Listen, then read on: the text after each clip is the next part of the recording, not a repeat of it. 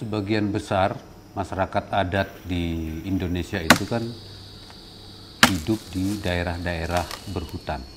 Perkiraan kasar saya, masyarakat adat yang betul-betul tergantung dengan hutan itu bisa sampai 40-an juta orang. Kehidupannya memang ditopang oleh keberadaan hutan sebagai suatu ekosistem.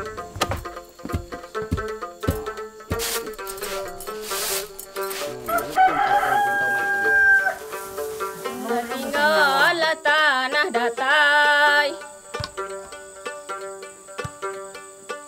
abang lah balik, abang nak balik, bang balik orengan ke kota Rengan. Masyarakat di sini untuk memenuhi kebutuhan itu mereka akan masuk keluar hutan. Tatanan kehidupan masyarakat adat di sini melihat bahwa kekayaan alam yang ada itu menjadi aset utama.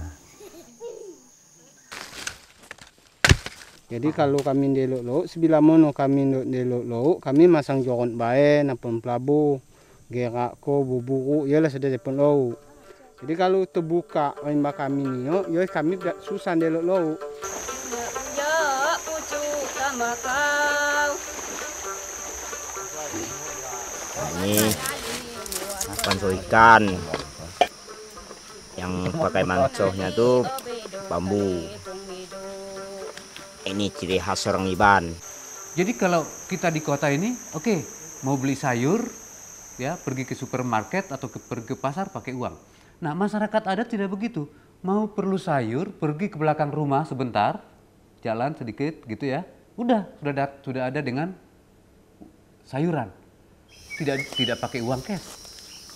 Mau makan daging, oh ya, utus anak muda beberapa orang ke hutan, bawa anjing berburu, dapat makan daging.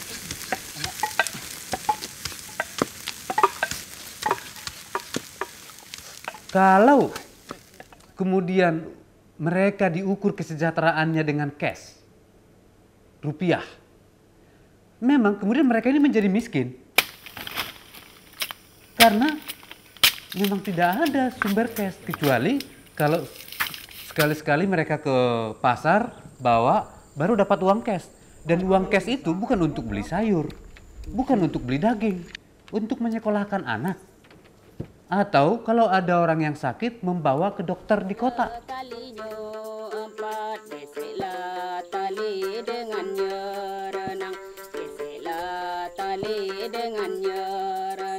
Hutan Indonesia dengan kekayaan di dalamnya sebagai satu kesatuan komoditas lagi-lagi, baik itu kayu, non kayu, maupun jasa lingkungan, termasuk di dalamnya juga kekayaan biodiversitasnya, itu lebih dari cukup untuk dapat membiayai kebutuhan pembangunan Indonesia. Hal yang sangat disayangkan adalah sampai sejauh ini kita belum cukup arif dalam mengelolanya. Dominan sekali pengelolaan itu berbasis komoditas kayu hingga saat ini. Kemudian juga untuk komunitas-komunitas pertanian dengan mengkonversi sumber daya hutan yang ada. Dan ini sangat disayangkan.